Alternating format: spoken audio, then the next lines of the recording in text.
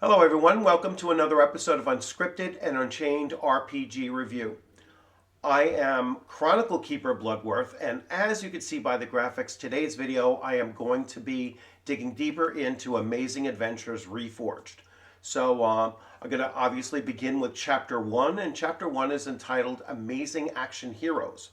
Now, you can see it's labeled Part 1 because there's going to be several parts to this Chapter 1 series of videos because Chapter 1 is a pretty bulky chapter. It's about creating characters, and so, much to no surprise, the player's handbook is primarily for creating characters, and so Chapter 1 is going to be the beefiest of them all.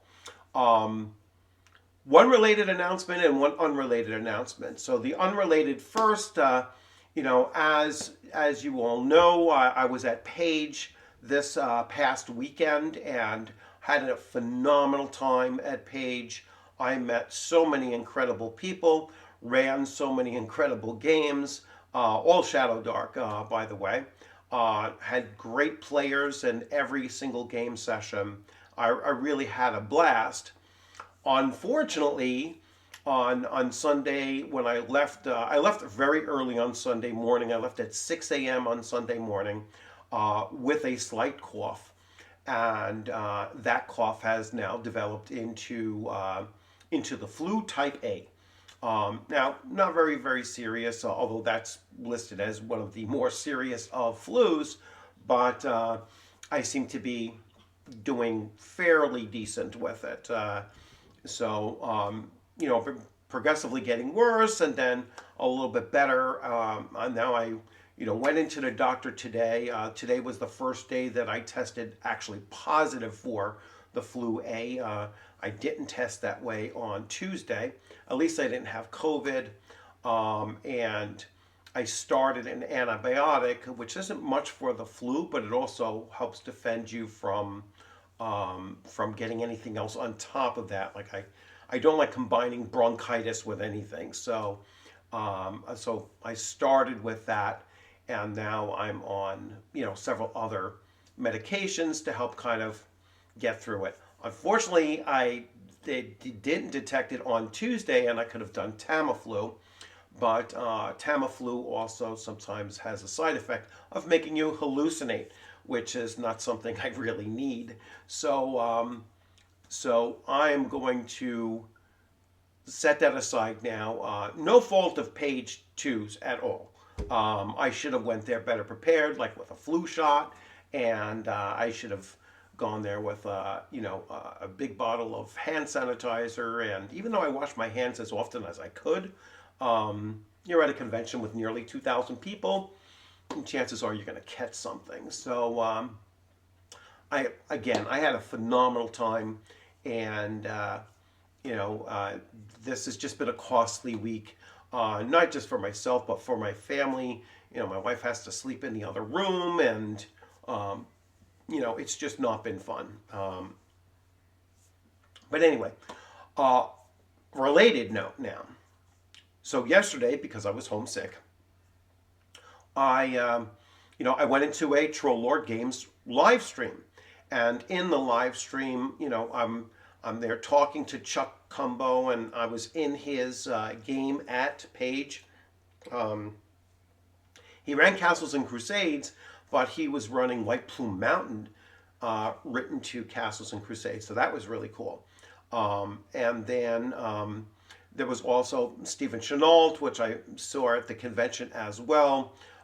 Jason Vey was not on the stream yesterday, but Jason Vey, as I've been saying on my channel now for the last couple of days, I will be interviewing him next Thursday at 8:15 p.m. Eastern Time, and we're going to be talking about not just Amazing Adventures Reforged, but some of the things he has coming up in the near future for this game system. Now, speaking of things for this game system, so while I was sitting in that stream, Agile Monk, a subscriber to my channel here, and also a big fan over there, and they all know Agile Monk over there at Troll Lord Games as well. I believe he's actually working with them on some projects.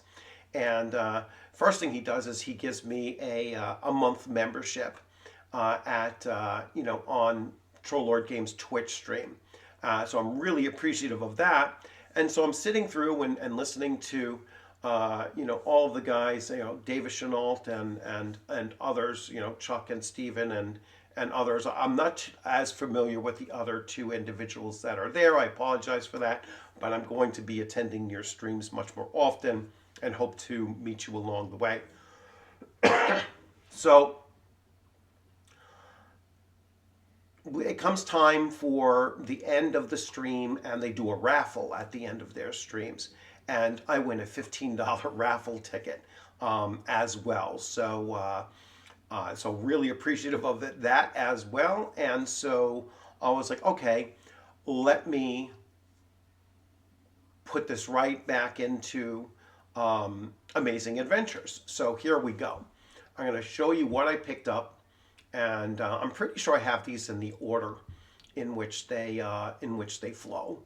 So I picked up 3 adventures. You can see these are 45-page adventures. I got them; they were all like $6.99 for the PDF, and so I spent about $20, and I had a $15 rebate. So this one here goes from levels 1 through 5, and so here you can see Shadows of the Red God. Then I picked up Rise of the Red God, and this one I believe runs from levels 4 through 6, and then finally, and again a 38-page adventure, and then finally the Deeper Dark Trilogy, which is 3 adventures. Don't Fear the Ripper, The Feast of the Black Anise, all right, and The Nightmare Children. And I believe this runs from levels 4 through 6 as well. Very Lovecraftian. You see H.P. Lovecraft just jumps right out at you there. So it was a good turnaround for that live stream. So I was really, really excited to get all of that in a live stream. So really appreciative of both Troll Lord Games and Agile Monk. So here's the book I'm going to be digging into, and you can see this is a beast, right? So I will be going through chapter 1 in several different parts because it is that extensive, and I'm going to be using the PDF to walk you through this. And you let me know if you prefer me to just sit here on the big screen and just talk about the sections, or do you prefer that I actually scroll through the PDF and hitting on those points that jump out at me? Whichever way you choose is fine. By me, I'll accept either one that you prefer. So here we go. And let me make sure that we are looking at the same thing. And I'll try to keep myself aligned so that you can see me looking straight ahead and not down or anything like that as well. So, because once I go into this view, I can no longer see myself talking to you. This is a recording, not a live stream. I can do that with a live stream. So I'm going to just scroll in here. So chapter 1, Amazing Action Heroes. And like I said, I'm not going to do this whole chapter in one sitting and in one video, because this chapter is from pages 13 through 82. So it's way too much for me to actually go through everything. If I suddenly have a coughing fit, I will just try to mute this as quickly as I possibly can. So the first step in any Amazing Adventures game is creating a character. Your character is a sort of archetype through whose eyes you will see, whose ears you will hear, and whose mouth you will speak in a fictional world of the game. There are several basic steps to creating a character, with the advanced options presented in Chapter 2. The steps are as follows. Don't worry if it seems complicated. It'll break down pretty simply once you dive in. All right, so you're going to imagine your character first. Now, I'm going to say something here that should have been the first thing. Before you can imagine your character, you need to know what setting and what theme the Chronicle Keeper is actually doing. Now, this could be like a multiverse kind of place, so you can mix and match it however you want, but I, as a Chronicle Keeper, would rather create the theme and the setting and the tone of that setting first, and then have the characters, the players, build their characters into that setting. So anyway, I would have put that step first. But I'll proceed forward.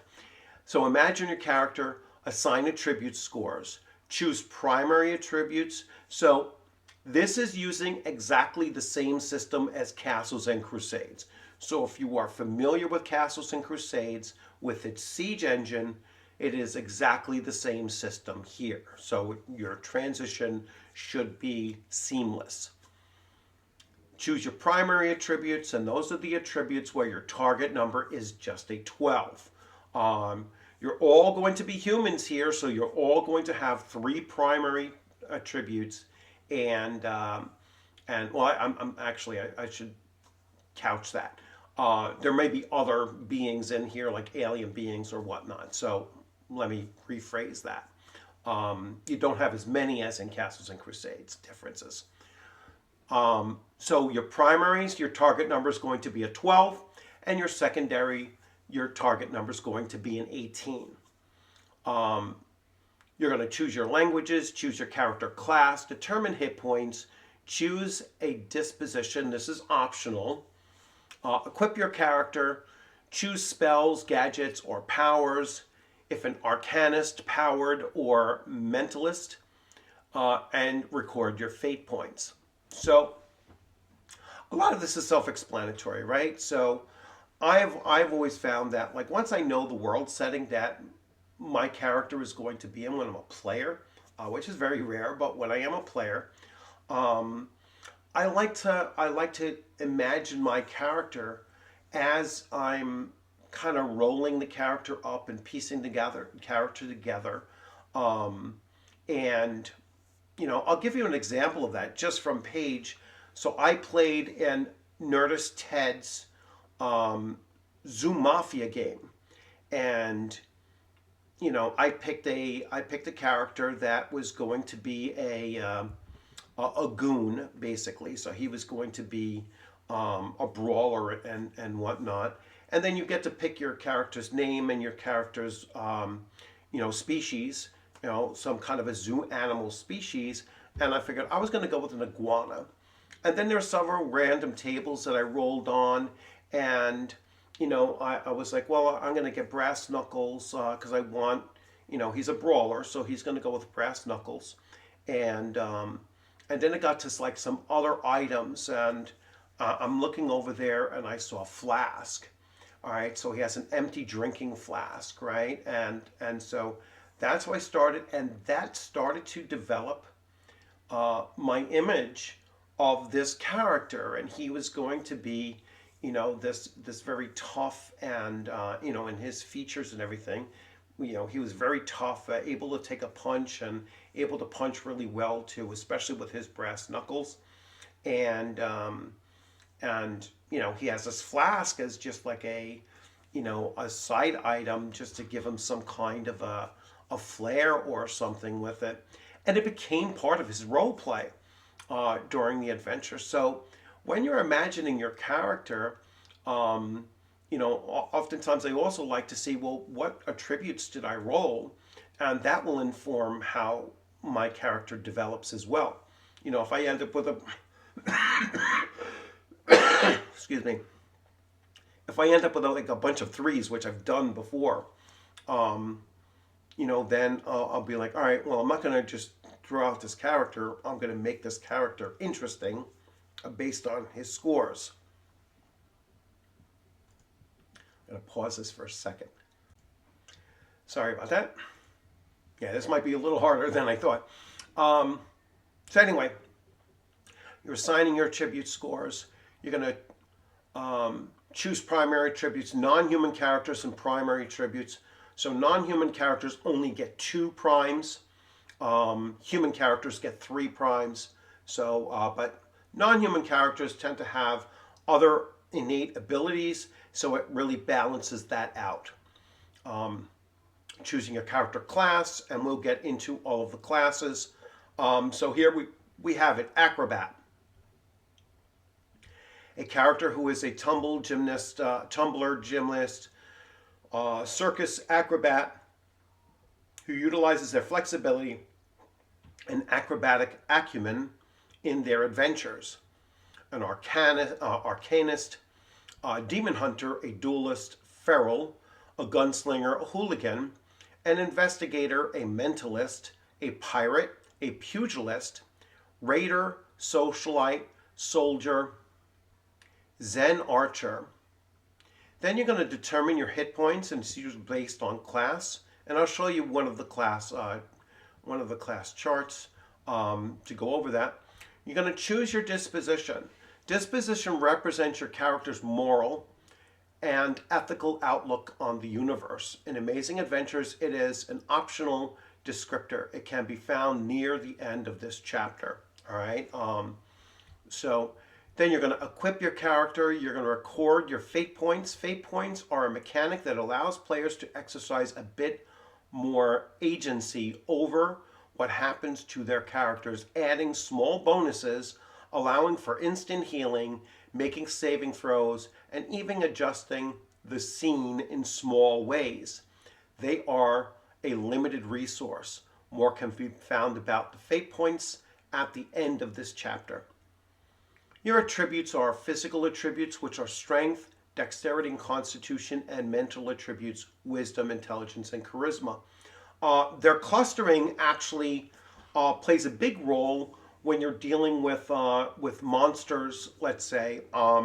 Monsters will oftentimes have either saving throws based on physical attributes, and that's all of their physical attributes across the board, or saving throws based on mental attributes, and that will be their prime. All right, so if you're using a spell, that is going to affect a physical attribute focused creature, and that spell is a mental spell, then they're going to need to roll an 18 or higher in order to be successful. Whereas if you're using a spell, let's say you're casting a magic missile, for lack of better description, a magic missile at them, you're going to do physical damage to them, then they only need to roll a 12 in order to make a saving throw against that spell, whatever it happens to be, right? Some rarer creatures have both physical and mental saving throws, all right? And those are particularly challenging. So anyway, your physical attributes, and these are pretty standard across the board. Generating your attribute scores. Characters are generated via a point-by attribute system. At character generation, each attribute starts at 6, and then the player begins with 45 points to spread amongst their ability scores. No single attribute can begin above an 18. The Chronicle Keeper is within their right to limit players to only one score of 18. Normally, attribute scores only increase or decrease during the course of a game as a result of magic, poison, curses, or extraordinary events. Should an attribute score change during gameplay, the modifier changes to correspond to the new score, if applicable. It is possible for an attribute score to fall below 3 or exceed 18 during gameplay. However, attribute scores for characters that fall outside of this range are rare and are usually associated with monsters, high-level villains, powerful magic items, or other entities controlled by the Chronicle Keeper. Attribute modifiers, the system uses a D20, and the standard modifiers you can see are going to run between a -3 up to a +3. All right, so that's going to give you the 3 to 18 typical range. Yes, you can go to a -4, and you can go as high as a +7 with a 30 attribute, which I don't quite frankly see how that's going to happen unless you become a deity. There are optional ability score generation methods here. So the random generation method, you're going to roll 4d6 and keep the highest 3. Getting rid of the spread in practice, the 3 to 18 spread for attributes only matters insofar as to generate a bonus or a penalty to the siege checks. If players and Chronicle Keepers wish to get rid of this spread, it is possible to simply play with bonuses, right? So you don't actually put what the number is, you're just going to put what the bonus is. I really don't see what the difference is in that. Other methods, other ability score generation methods can be found in the Castle Keepers, the Castles and Crusades Castle Keeper Guide. So again, the rules in both of these, especially the optional rules, they're interchangeable.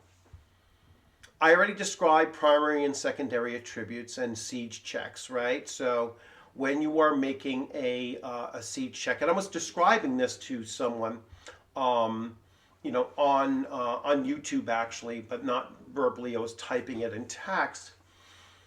Let's say let's say I have a thief, and my thief dexterity is his prime.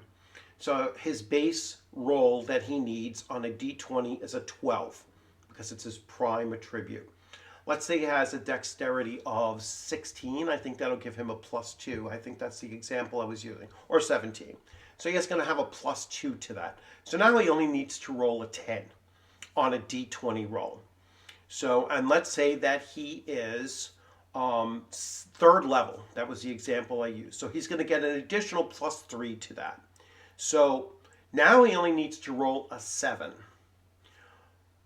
Now he's looking to pick a lock. And the Chronicle Keeper is going to say, well, I'm going to create a challenge, right? And the challenge is the lock's level. The lock is going to be a level 3 lock. All right, so now it's almost like a contested roll, right? So I don't need a 7 anymore in order to pick this lock. I'm back up to needing a 10. All right, still a great advantage. I have a 50-50 chance of picking this lock. But the difficulty class usually slides, or challenge level, I'm sorry, usually has a spread of 0 to 5.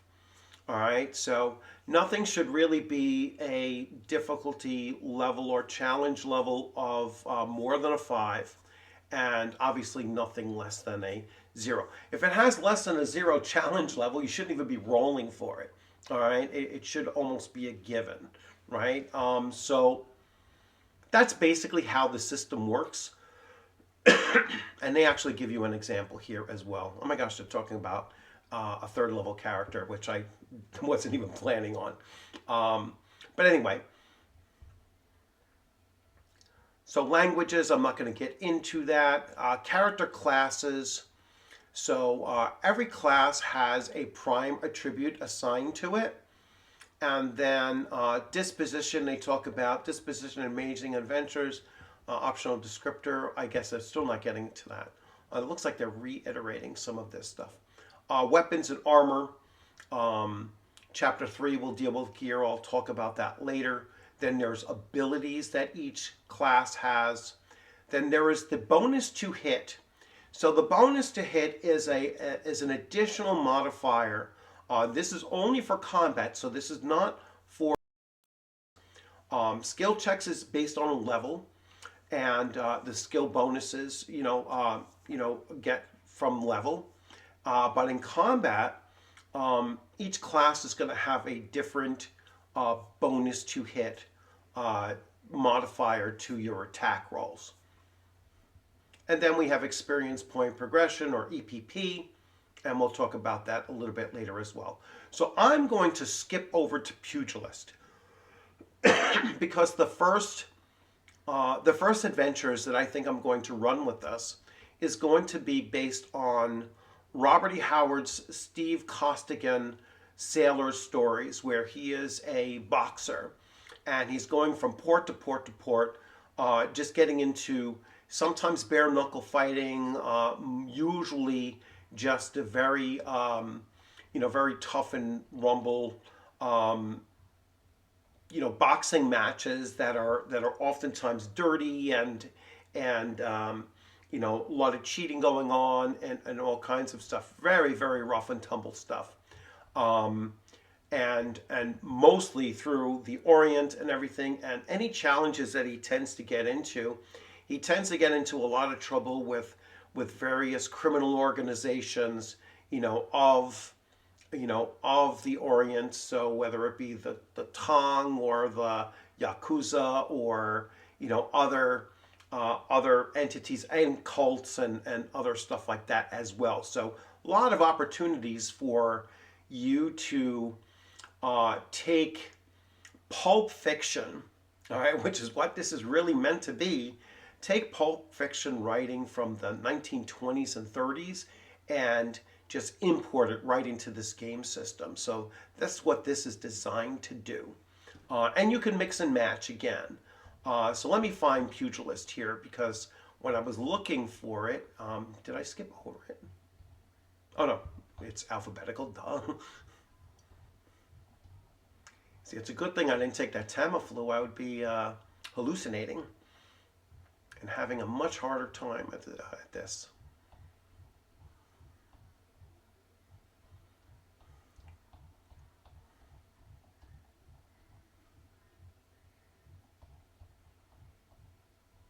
Here we go. So the primary attribute score of a pugilist is Constitution. Their disposition is any that they wish. All right, their hit points is a D12. I always start player characters out at first level with maximum hit points. Weapons are any melee weapons, archaic ranged weapons. Abilities, down and dirty, and I'll go over those separately. Tough as nails, unarmed attack, unarmed defense, deflect missiles, fast movement, fists of stone, roll with fall, iron constitution, submission hold, granite jaw, fast healing, and death strike. All right, so we're looking here at level 1. A pugilist has D12 hit points, a +0 basic to hit, an AC of 10, fast move, none yet, so standard move. Down and dirty, tough as nails, and unarmed attack. All right, the D4, I'll have to look to see what that means. I haven't dug into this just yet. And EPP is 0. So this is the first level character. This is what they have. As they progress, as the character progresses, they go to the second level, they get another D12. Now they have a +1 to all attack rolls. They have a 11 armor class. Unarmed attack does D6. I got all of these attacks did D4. Now they go up to doing D6. And they deflect missiles 1 per round. All right, it requires 1,901 experience points to reach there. At third, they gain another +1 to their BTH. They gain another +1 to their AC. They now have a movement, moving fast at 40. All right, 4,001. At level 4, they have a +3 BTH, a 12 AC, so that's maintained. The 40 move is maintained. They can roll with fall minus 20 feet. All right, so they can fall 20 feet without, up to 20 feet and be able to roll with it. Let's just jump a few here. So let's go at the final level. where they get a full hit die. So at level 10, they have a D12 hit die. They're at +9 basic to hit. 14 AC is their base. 60 is their move. They have Iron Constitution +6, Fast Healing D4 +10. All right, that means that they can heal up between 11 and 14 hit points of damage very, very quickly. All right, and then that takes 550,001 experience points to reach that level. Beyond level 10, they don't get the hit die anymore. They just add 6 hit points for each level they're beyond. They're at a +10, a +11, and then at 13, the first asterisk, +1 per level beyond level 13.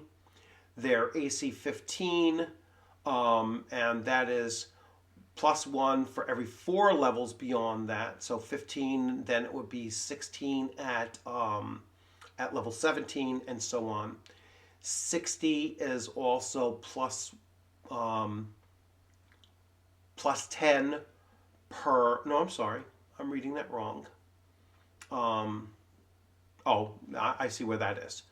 So yeah, the 60 has the asterisk, so it's +1 per 4 levels beyond. So it goes from 60 to 61 at level 17. All right, so that kind of slows down. Their unarmed attack is a D12 or a D8. Their fast healing is now D4 +13, and that will increase by 1 point per level beyond 13. And those levels take an additional +250,000 above the previous level, which was 1.250001 XP. So, and then they give you a description of each of the skills, and how they actually work, when they come into play, and you can see every character class is laid out the same way, with very good, clear descriptions. They usually take, just a few pages in order to lay them each out. You have some that are clearly non-combat, such as a socialite, charisma-based, still D8 hit points. That's pretty high. And they have charming abilities: connected, exalted, embolden, fascinate, demoralize, and exhort greatness.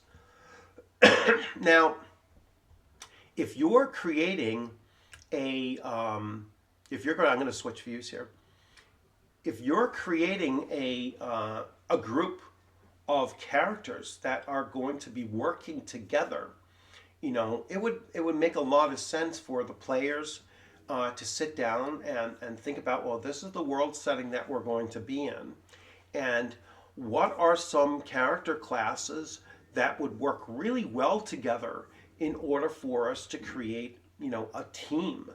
And that, I think, even in a modern kind of setting, so it's not like your fighter, your cleric, your magic user, your thief, and and then a different kind of character that kind of fits many different roles, a bard, let's say. It's not exactly like that, but you might want to have somebody that's an investigator and a pugilist and someone that is a socialite to give you that kind of access. I think that there's probably more room to create, more of an investigative kind of gameplay with this kind of a setting and this kind of a theme for a role-playing game than you would in a traditional fantasy RPG. So, I think there's a lot here that you can really play around with, and that plays to the strength of what Amazing Adventures is looking to do. It's not just focusing in on one aspect of pulp action. It's kind of drawing upon all of them, and then it's throwing in there eldritch horror, so you have your Cthulhu mythos being thrown in there as well. And you can have the occult and mysticism and all kinds of things mixing in there as well, including alien invasions and other sci-fi elements that might also throw themselves in. I mean, this cover art, and I will bring this up here. This cover art kind of, I'm sorry about the glare, it kind of shows you a little bit of everything from, from Western to mysticism to looks almost like a, like a Rocketeer, then this giant creature that looks like it's something from, a Cthulhu mythos horror. You have just, and here on the back you have these giant mech type, alien invasion type things like War of the Worlds thrown in on top of it. So it's just boundless what kind of themes you can throw together into this game. And again, if you are familiar with Castles and Crusades, your transition into the game mechanics of this is going to be seamless, completely seamless. And so I'm really excited about digging into this even further. Really looking forward to Jason Vey coming on next Thursday. And I'm looking forward to starting to run this because my familiarity with running Castles and Crusades is probably darn close to how familiar I'm running AD&D First Edition or Shadow Dark. So it's right up there, with those two, and and this is going to be a very easy transition for me to do as well. So I hope you enjoyed this video. I'm going to switch finally. Last time, hopefully last cough. I hope you enjoyed this video. Thank you for coming in. Please remember to like and subscribe and to comment, and be sure to, if you subscribe, hit the alert button so that you get the notification when that interview is going to come up. So put yourself on the notify list for that interview as well. It is already on my website, so if you go to the live stream or the live button on there, you will see it's listed, and you just have to click it and make sure that you're alerted when notified when it's about to go live, so that you can catch it. That's going to be Thursday, January 30th, 8:15 p.m. Eastern Time. I'm really looking forward to seeing you all there. You all have a great weekend, and I'm looking forward to seeing you on the gaming screen or at a convention gaming table sometime soon. My next convention is going to be Central Hudson, I'm sorry, that's where I am. Central New York Game Convention. This is June 14th and 15th, 10 a.m. to 10 p.m. both Saturday and Sunday in New Hartford, New York. Not Hartford, Connecticut, New Hartford, New York, which is Utica, basically. So if you're going to be there, I look forward to seeing you there as well. And a 2-day pass is only $25. So really, really cheap convention to attend. And it's the first year of it happening. So I always like going to small cons in their inaugural year, because it's great to see them in their first year and then the second and third and whatnot. And since this one is fairly local for me, it's within 3 hours. I mean, I will probably only stay the one night, because it is such a, not such a difficult trip for me. And it is only a Saturday, Sunday convention, so it actually is pretty practical for me to just stay the one night as well. And considering I just put my family through staying away for 3.5 nights, I think that I'll try to ease up on them and their fears of anything coming home to them. So that's the last thing I, would certainly want to do. So anyway, thanks for joining, and you will have a great weekend. Take care.